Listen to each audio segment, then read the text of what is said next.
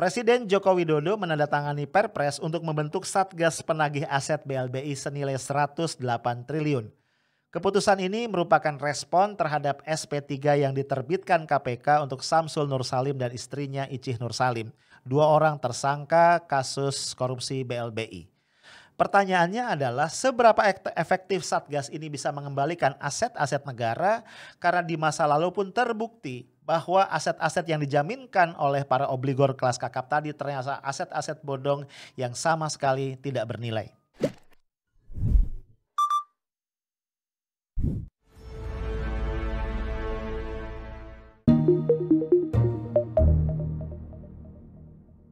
Hai guys, ketemu lagi kita. Udah nyiapin secangkir teh hangat belum? Kalau belum siapin dulu ya. Karena kita sekarang di afternoon tea.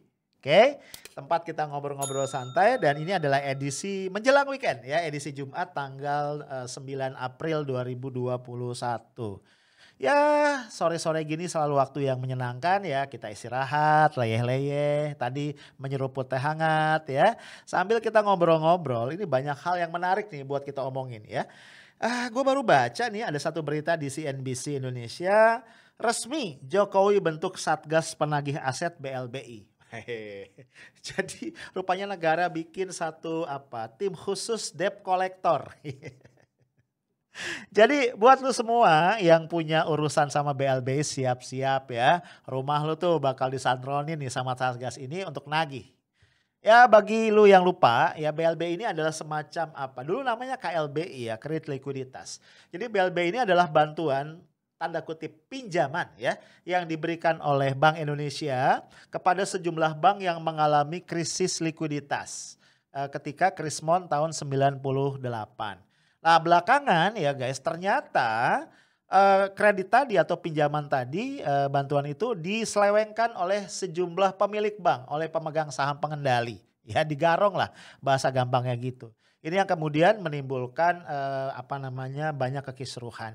Nah, kisruh waktu itu melibatkan juga satu institusi yang namanya BPPN ya, Badan Penyelamatan Perbankan Nasional. Ketuanya waktu itu adalah Syafruddin Tumenggung. Ya, jadi BPPN ini dibentuk oleh pemerintah untuk mengurus tuh aset-aset yang dijaminkan oleh para pemilik dari bank-bank yang bermasalah itu.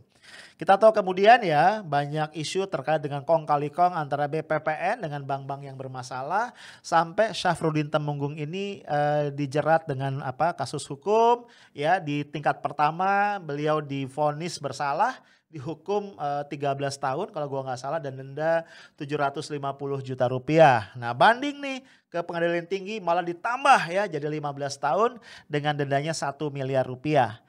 Ternyata kemudian mengajukan kasasi ke Mahkamah Agung malah dibebasin ya. Dianggap tidak terjadi kasus pidana di situ. Nah ternyata ceritanya nggak berhenti sampai di situ ya. Kasus ini terkait juga dengan kasus yang melibatkan Samsul Nur Salim dan istrinya Icih Nur Salim. Mereka berdua waktu itu adalah pemegang saham pengendali dari PT BDNI ya, Bank Dagang Nasional Indonesia. Yang juga punya kaitan urusan nih dengan BPPN. Nah dua orang ini ya begitu dinyatakan menjadi tersangka itu buron bro. Sampai hari ini gak ketemu. Jadi kira-kira mirip lah kayak Harun Masiku gitu ya. Buron gak ketemu. Nah kemudian yang menarik ya lu tahu gue juga pernah bahas ya. Belum lama ini KPK dengan menggunakan undang-undang KPK yang baru hasil revisi 2019 dengan alasan demi kepastian hukum menerbitkan SP3. Ya, surat perintah pembebasan penjahat, bukan. Surat perintah penghentian penyidikan ya, sehingga akhirnya ya secara yuridis Samsul Nur Salim dan istrinya bebas ya walaupun sampai sekarang masih buron. Nah, bro, ini yang menjadi latar belakang dari lahirnya Kepres pembentukan tadi Satgas Penagih Aset ini. Jadi, dalam keterangannya Pak Menko Polhukam ya, Pak Mahfud MD itu mengatakan di satu sisi kita harus paham katanya, jadi rakyat ini disuruh paham terus ya. KPK memang mau nggak mau menerbitkan SP3 tadi sebagai konsekuensi dari kasasi yang diberikan keputusan kasasi MA yang membebaskan Samsul Nur Salim. Ya kita tahu ya setelah kasasi sebenarnya KPK nggak menerima ya. KPK kemudian mengajukan upaya terakhir yaitu peninjauan kembali. Tapi ternyata juga ditolak. Nah kata Mahfud MD, SP3 tadi ini merupakan konsekuensi dari keputusan MA. Jadi kalau yang di sebelah sana Syafruddin Tumenggung dibebaskan, yang sebelah sini pun harus juga dibebaskan. Apa ya, buat gue ini bukan agak ya, sangat menohok ya. Kenapa?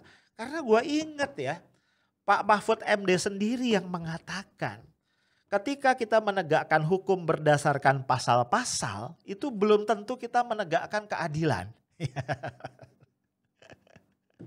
Ya pernah gitu kan Pak Mahfud bilang ini belum lama awal tahun 2020 ya, setahun yang lalu. Itu dalam sebuah ceramah ya kayaknya jadi khotib gitu ya di Masjid Al-Akbar. Nah, itu beliau sudah jadi Menko Polhukam ya. Jadi intinya dia bilang kita kalau based on pasal-pasal saja itu belum tentu menegakkan hukum dengan adil. Dan beliau bilang ketika hukum tidak ditegakkan dengan adil itu adalah sumber kehancuran.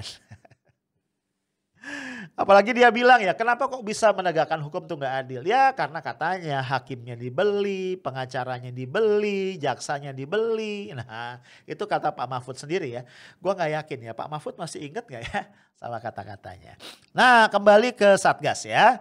Jadi Satgas ini guys ya diharapkan bisa menyelamatkan uang negara, aset negara senilai 108 triliun.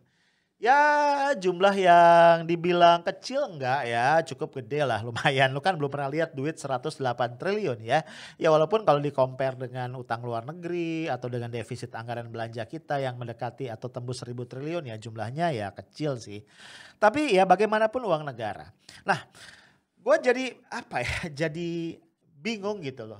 Maksud gue begini, ini kan yang akan dikejar adalah penagihan. Jadi dikejar dari sisi perkara perdatanya. Maksud gue begini ya, kalau lewat pidana aja nih para rampok negara ini lolos gitu ya, ini mau dikejar lewat perdata pula, itu gimana caranya gitu. Maksud gue peluang dapatnya berapa besar gitu, itu yang menjadi persoalan buat gue ya. Apalagi kalau kita ingat ya, kenapa kasus BLB itu jadi kisruh, itu kan ada penerbitan surat release and discharge ya, itu pada masa Ibu Mega jadi presiden. Waktu itu persoalannya adalah gini, jadi release and discharge itu bagi lu yang lupa ya, itu diberikan kepada para debitur BLBI yang dianggap sudah menyetorkan aset yang memadai untuk mengcover utang-utangnya kepada negara. Kira-kira begitu gampangnya.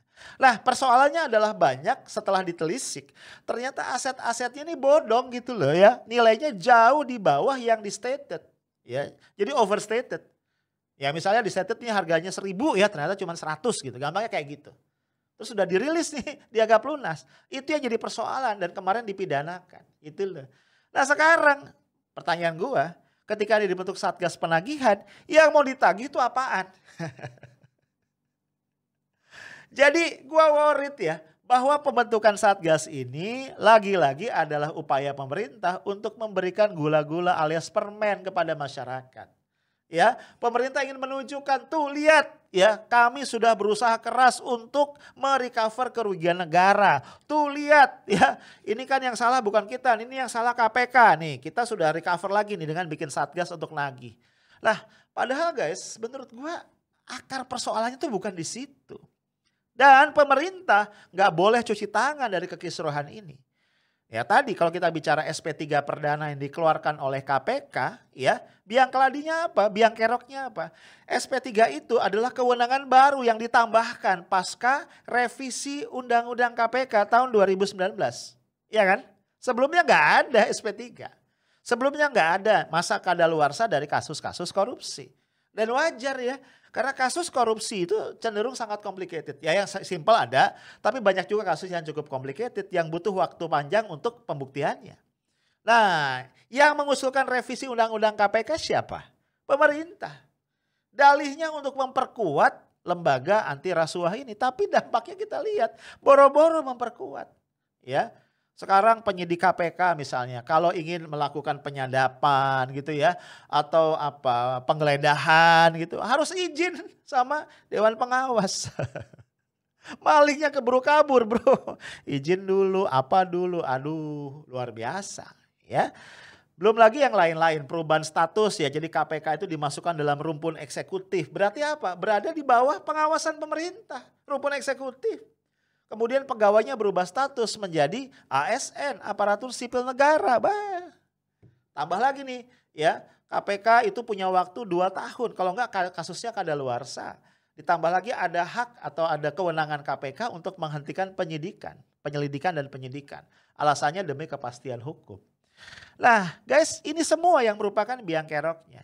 Jadi kalau sekedar kemudian Pak Jokowi mengeluarkan Perpres untuk tadi ya Satgas Penagih Aset BLBI. Aduh ya, ini kerasa banget basa-basi gitu ya. Ya nanti lihat aja deh, dari 108 triliun itu berapa sih yang bisa ditagih? Itu kan pertanyaannya. Ya. Nah, jadi menurut gua kayaknya nggak cukup deh pemerintah melakukan langkah-langkah yang sifatnya apa ya, di permukaan seperti ini nggak cukup.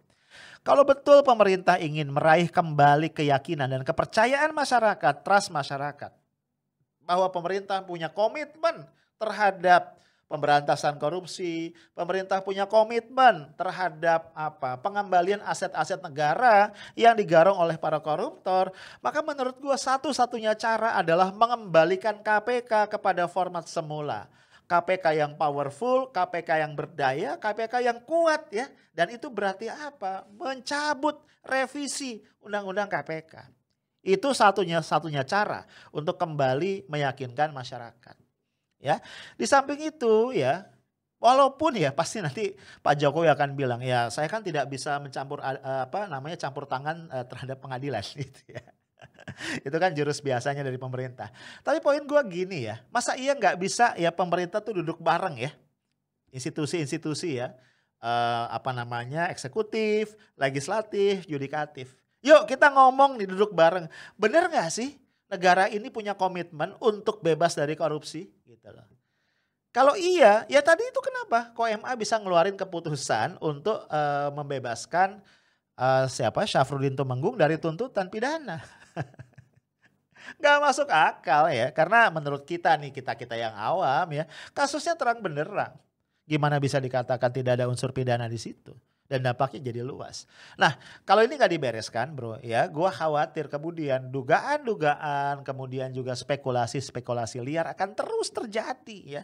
Orang curiga nih ada kekuatan-kekuatan besar oligarki di belakang segala ini yang kemudian mengatur ya. Ya tadi revisi Undang-Undang KPK, MA membebaskan Syafruddin Tumenggung, kemudian KPK menerbitkan SP3, terus apa lagi. Yang sebenarnya semua itu bagian dari desain besar untuk apa? Untuk memberikan keleluasaan kepada para oligark untuk menggarong keuangan negara, untuk merampok hak-hak rakyat. Itu aja dari gua, stay tough, smart and professional. Assalamualaikum warahmatullahi wabarakatuh.